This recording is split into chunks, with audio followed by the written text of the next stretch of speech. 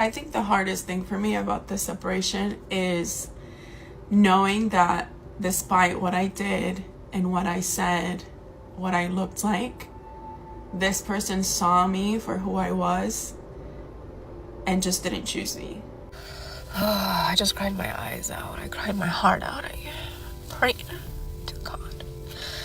I felt so much pain because of my divorce. The first thing I do is fix my hair because for some reason it always gets crazy when I cry. And my lips feeling dry.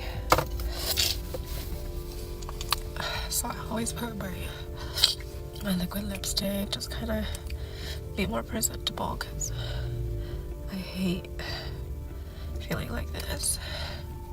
These are papers for divorce. These little pieces of paper, little flimsy pieces of paper, can break and end something that's so strong in somebody's heart. I did it.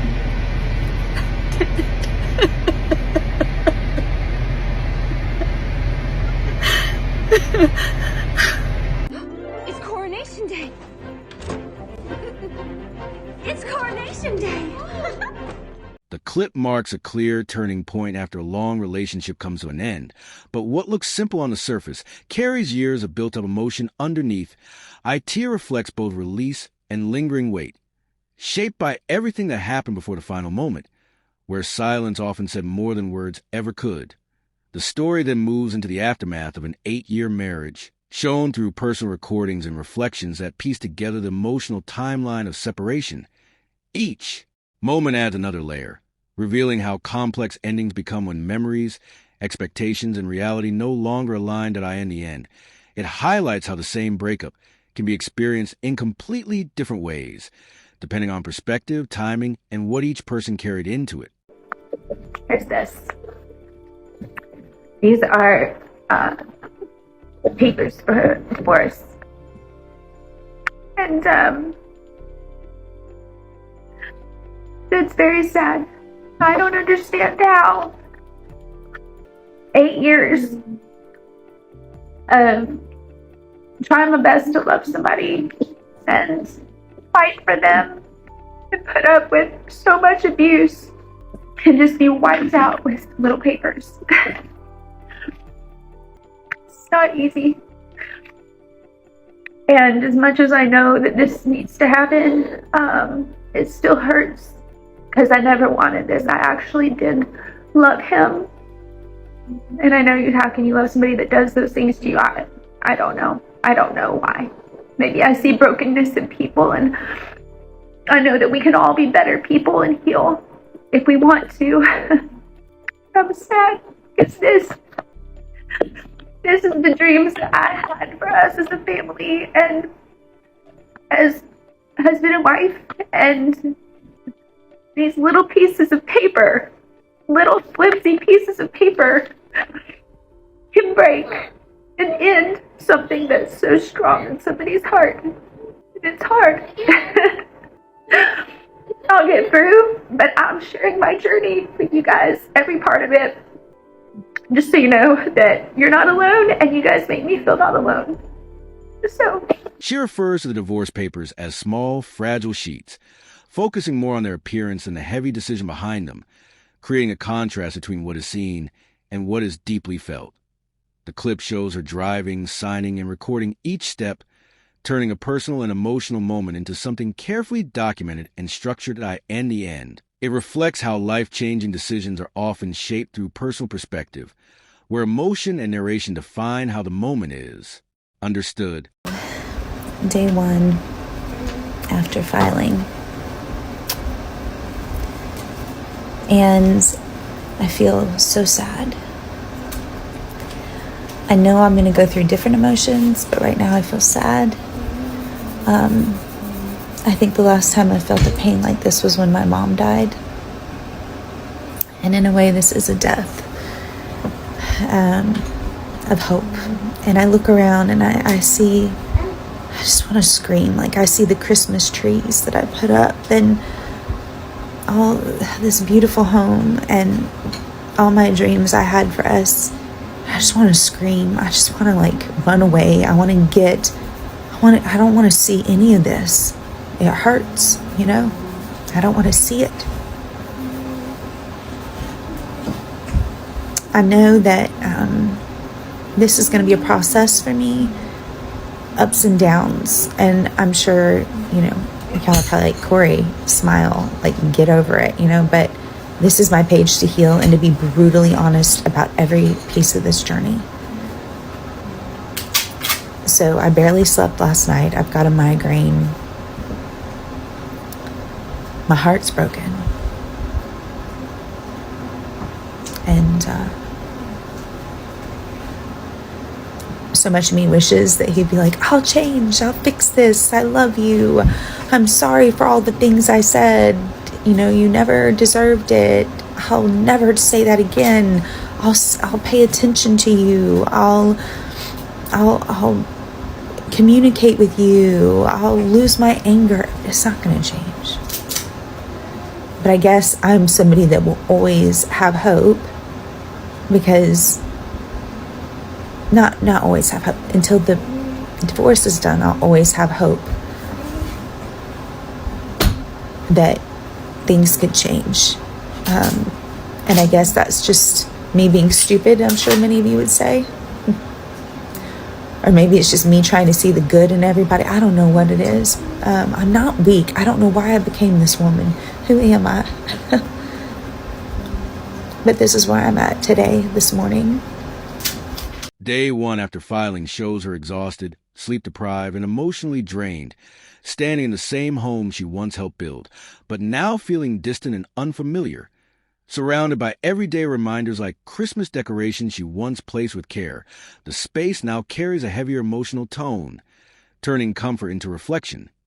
The moment captures the inner conflict between past memories and present reality, hinting that what she says next will reveal even deeper emotion beneath the surface. That's just me being stupid. She quickly softens her earlier words, replacing them with a calmer explanation about choosing to see the good in people, even as the situation behind it remains unchanged.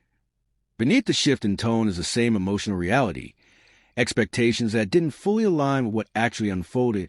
IT highlights how people often reframe their words in real time, especially when emotions are still settling and perspective is still forming. Is that he'd be like, I'll change. I'll fix this. I love you. I'm sorry for all the things I said. You know, you never deserved it. I'll never say that again. I'll pay attention to you. I'll communicate with you. I'll lose my... She reflects on promises of change, better communication, patience, and emotional control, even as the legal process is already in motion, highlighting the gap between hope and reality. With divorce papers already filed, the situation reaches a point of no easy return. While emotions continue to unfold long after the decision has been set in place, the IT shows how, after major life choices, people often replay what could have been said, revealing how expectation and reality slowly drift apart at the end of a relationship. Today I am filling out my divorce paperwork. I've already grieved the relationship a long time. I've grieved the ending of the relationship. I've grieved the separation. I've been separated for almost a year next month. Actually, in a few weeks. But I still can't help but feel like a failure. I know I did everything that I could have in my marriage to save it, and I don't miss the marriage. I don't want to be back in the marriage at all. But I wonder, does anybody else feel like a failure filling out their divorce papers? 'Cause damn, when I got married, I didn't picture any of this. I didn't even want to get married. Different relationships and situations can still end with surprisingly similar emotional outcomes, where certainty in the beginning slowly turns into reflection later on a strong statement about not wanting marriage reshapes the way the story is viewed, showing how feelings and memories can change as time passes. In the end, it highlights how past decisions often feel different in hindsight, As emotions and perspective continue to shift long after everything has ended. But I need to respond to it. Someone asked to hear my husband's side. So let me tell you, my husband's side. Well, he loved me and gave me everything he had, did everything in the world for me. And you know what? I have to tell you though, actually, to his credit, he did do so much for me, except show me love and respect and attention and hold me and kiss me and look at me and communicate with me and try to have conflict resolution ever. He did everything in the world that money could do or he could physically do, but emotionally, he's been gone since month 2, and I happen to be pregnant. So there's that, and that's very typical of the personality type I'm dealing with. At 12 minutes and 25 seconds, a previously removed comment is revisited in a follow-up video, where she offers a clearer and more structured explanation of her perspective on the situation. She goes on to describe emotional distance, personal effort, and how the relationship felt from her point of view, presenting one side as shared experience to I and the end. It highlights how the same relationship can be understood in different ways by both people once it reaches its conclusion. A robot boyfriend or girlfriend, partner, whatever, for people that are going through a divorce. That way, you don't feel super lonely, and you can or is there like a service of men or women, but for me it'd be man, that I could buy to just give me compliments all day and tell me he loves me and everything's gonna be okay, and call me and check on me and just build me the hell up. And because I don't actually want someone, I just want some affirmation right now. So we need to create a service like this. I'm taking applicants right now. A detailed message outlines emotional expectations in a relationship, like attention, communication, and consistent care. It reflects a clear set of needs being expressed. When compared with earlier reflections, it shows a gap between expectations and how things actually unfolded over time. The difference in perspective becomes more noticeable in the end. It highlights how breakups often turn private emotions into public explanations, as both sides try to make sense of the same relationship differently. I just cried my eyes out. I cried my heart out. I prayed to God.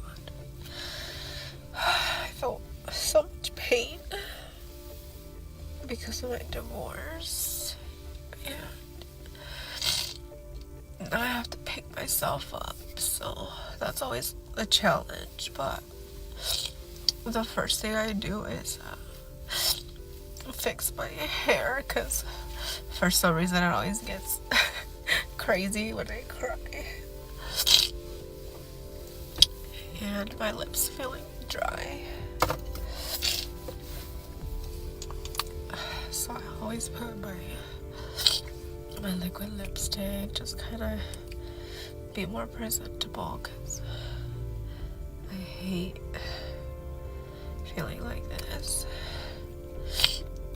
But I just felt like crying, so I did, and I just need to feel better because I don't want to stay in that really low state. So, and just drink lots of water, to stay hydrated, and just take it easy for the rest of the night. Give myself grace, and just know that I'm not 100%, and I'm not gonna give my 100% isn't gonna be when I am 100%, if that makes sense. I'm okay with not with my best being less than what my best is when I'm feeling amazing. Anyway, just be gentle with myself today. I still have a lot of pain. A lot of pain. because of the divorce. I don't want to cry anymore, but everything just surfaced. So. It's crazy. If you're going through this, I'm so sorry. It sucks. We are strong, though. We are so strong. And we're gonna get through this.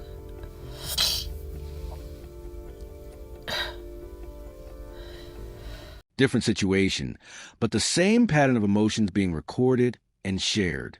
It shows how personal moments are often captured even during vulnerability. The narration highlights how people try to compose themselves while going through emotional breakdowns. Appearance and reality can sometimes overlap in these moments. The IT raises a broader point about social media, where real feelings and awareness of the camera exist at the same time. It's Corey. And I'm finally ready. I know a lot of you were probably cringing that I gave him another chance. I spent the past year with the divorce filed, sitting in the court, and doing all the things on all the lists that he said I should do. And what I learned is that didn't stop the abuse. In fact, I'm still told that what I'm experiencing isn't abuse, and I'm making it up. An incident happened a few days ago where he had an iPad and he was holding it up saying he was going to bash my effing face in. So I contacted the Domestic Violence Center, and we are getting a TPO started, and that's where I'm headed. I'm going to be doing a lot of videos during this process because this was so therapeutic for me before, to get this out, and hopefully my story helps somebody else. I've been in this for 8 years. I did believe it was all my fault because that's what I was told. And now I know it's not. And I know that this is actually abuse. And A year-long period is described where conditions were set to try and fix the relationship, and efforts were made to follow them over time.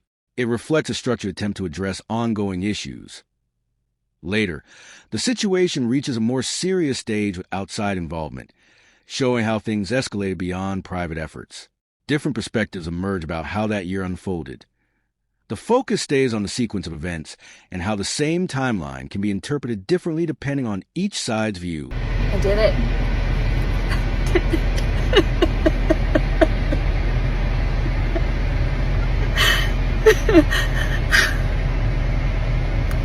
I didn't even get to tell everything. But I did it. I stood up for myself. I told the truth. Only a little bit of what's going on, and I'm sure I won't get a 12-month one, but I stood up for myself. I stood up for my daughter. And he can never hurt me again. Because now he's on notice.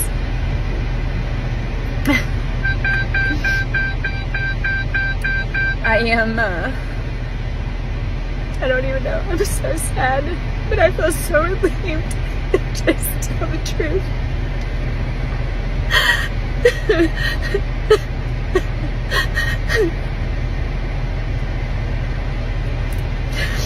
She spent a year trying to meet the conditions set for reconciliation, but the relationship still came to an end. It reflects a long effort that didn't lead to the outcome she expected.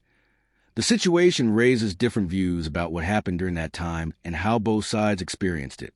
It shows how the same period can be understood in more than one way.